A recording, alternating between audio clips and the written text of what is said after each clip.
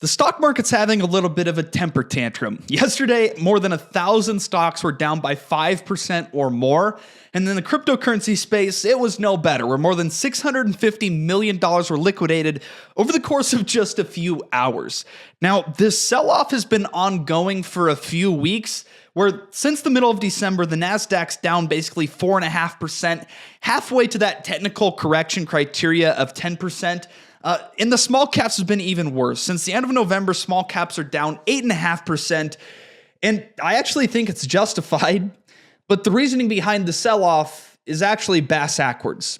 We continue to get stronger than expected economic data, which usually results in the stock market going higher. But this time is different. And it's different for the same reasons that the recession indicators have been proven incorrect again and again and again this cycle. It's because this time truly is different than any time period we've experienced in the past. Now, I have one chart to show you here to start this video off, and it shows you the 2-year and the 10-year treasury yields. I'm going to focus on the solid blue line, which is the 10-year treasury, and you'll see that it actually bottomed in September, the treasury yield. And that was when the Federal Reserve first cut interest rates by 50 basis points, trying to stimulate the economy, bringing interest rates down. But the bond market has actually fought back against the Federal Reserve, where ever since September, the Federal Reserve has cut the federal funds rate by 100 basis points, but the 10-year treasury has actually risen by 100 basis points. So instead of making borrowing easier and stimulating the economy, bond market investors are fighting back against the Federal Reserve, and the 10-year treasury has actually risen by 100 basis points or 1%. Making borrowing harder and tightening financial conditions in the economy.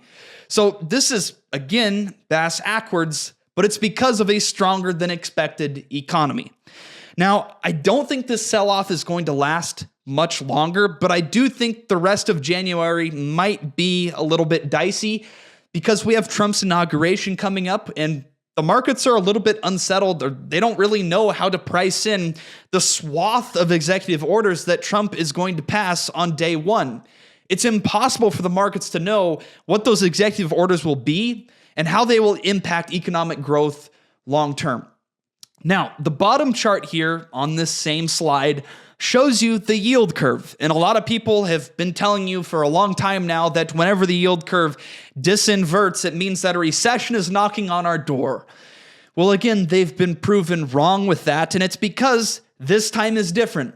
The yield curve has disinverted because of a strong economy, rather than interest rates having to go higher because we're battling inflation. And the bottom line is a strong economy will always equate to a strong stock market over the long term. So if you take anything away from this video, let it be this. Don't get lost in the short-term noise right now, because long-term, as long as the economy continues to grow, which is my forecast, and as long as corporate profit margins and profits continue to grow, which is my forecast, the stock market's going to be just fine long-term. But to put it as simply as I possibly can, the bond market and investors are telling the Federal Reserve that they think they're stimulating the economy when the economy doesn't need any stimulus. So they're expecting that long-term interest rates will have to stay higher for longer in order to not, introduce reinflation to the economy, which would be very bad. That would be a very, very bad thing. And we have to remember, the economy has been growing at an average or above average pace with the federal funds rate at 5.5%.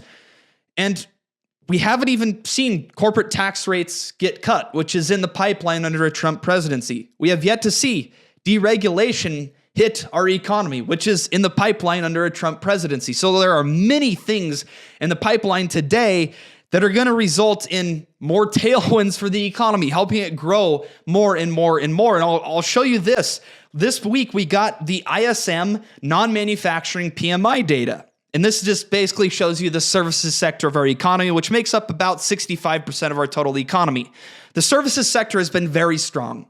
It's the sole reason our economy has performed so well, because it has been growing. The goods economy, it's been struggling. It's actually been in recession. It's been contracting for many years now. But recent data actually shows that the services sector is heating back up and the growth continues to expand. When it comes to PMI data, any number, any reading above 50 shows growth, and any reading below 50 shows contraction. For basically since 2020, the services sector has been growing, and you can see based on the solid red line here, the growth is expanding. It's growing further, where in the most recent data, we got a reading of 54.1, which is extremely high.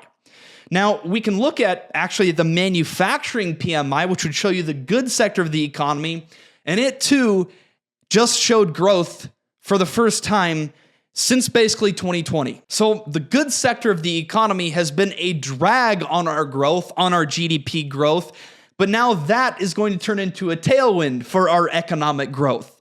It's just another one of those things that is pushing our economy higher and higher and higher. And according to the Atlanta Fed's GDP tracking model, they have GDP growing at 2.7% in the fourth quarter of 2024, which again is average to slightly above average growth. And I would expect us to continue to see, 2.5-3% GDP growth every single quarter. I mean, I don't see a recession in the pipeline, especially when the Federal Reserve has basically said they're willing to cut interest rates at all costs to avoid any recession that pops up.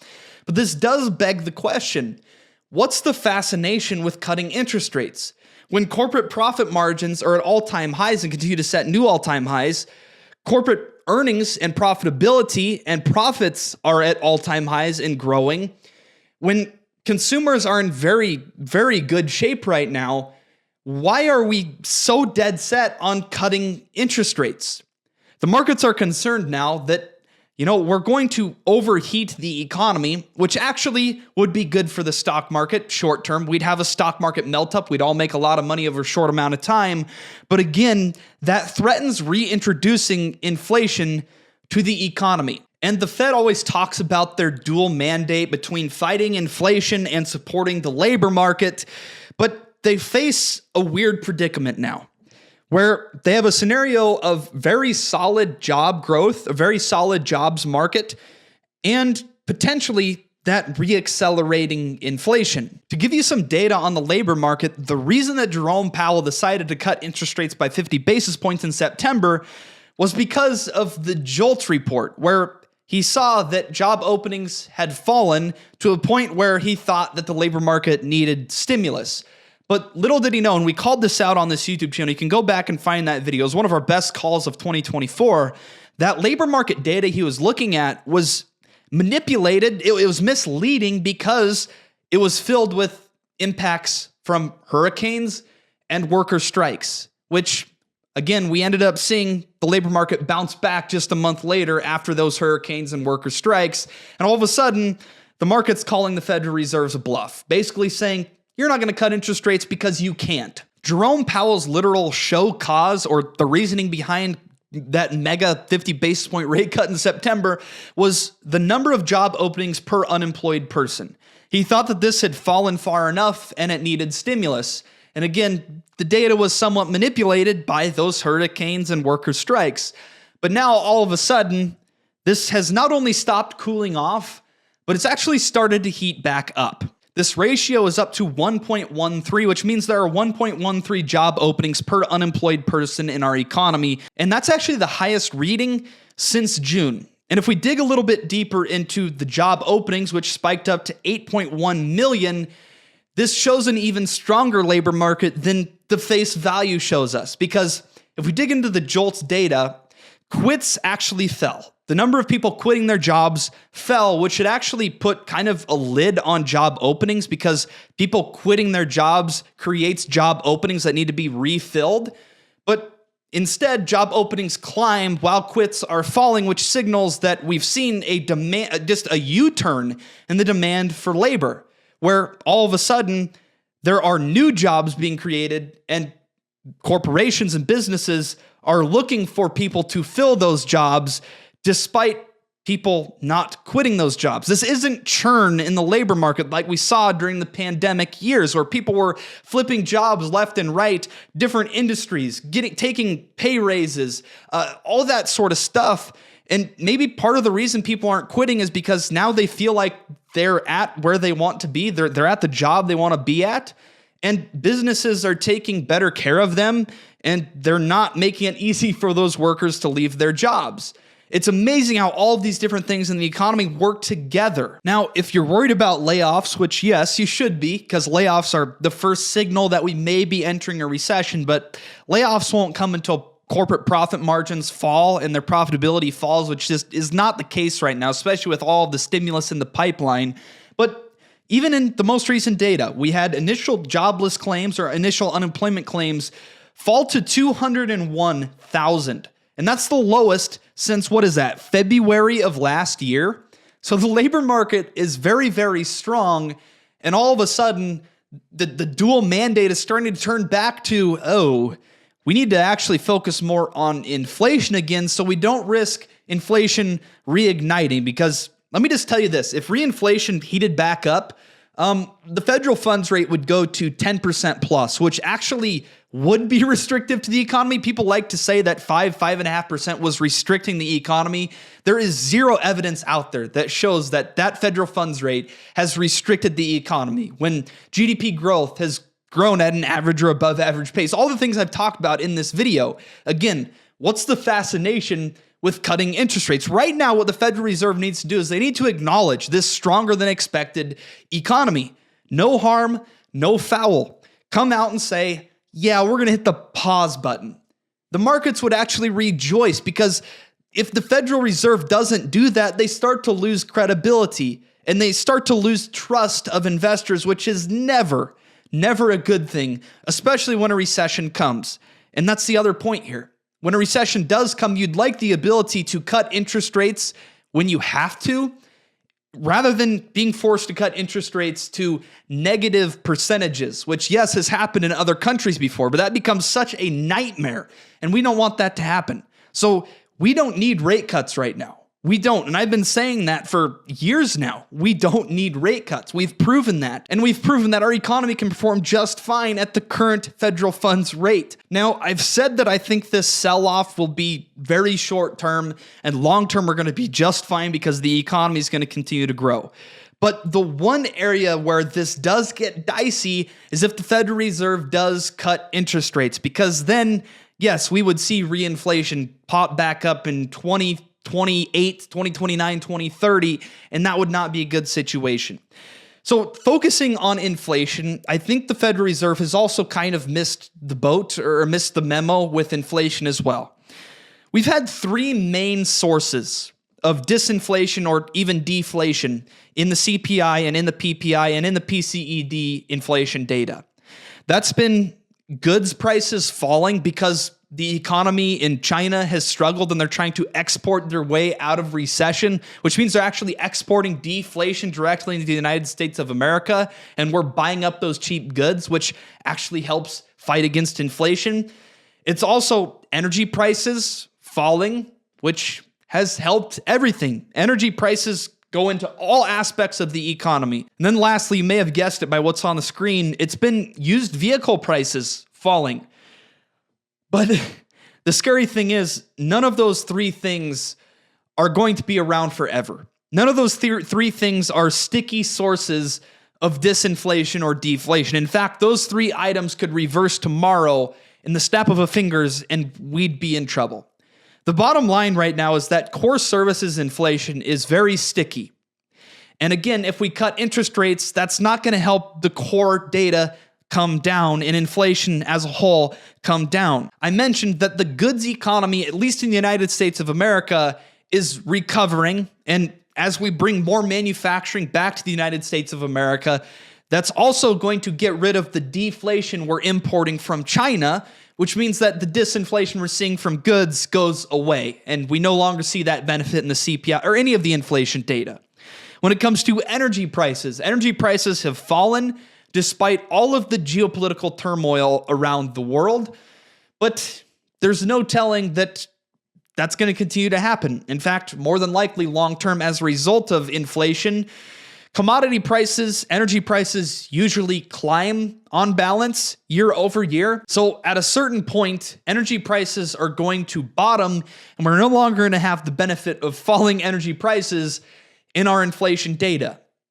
And then thirdly, we're starting to see it. Used vehicle prices are starting to bounce back. And again, it's just fascinating how all aspects of the economy, things come full circle is the best way to put it.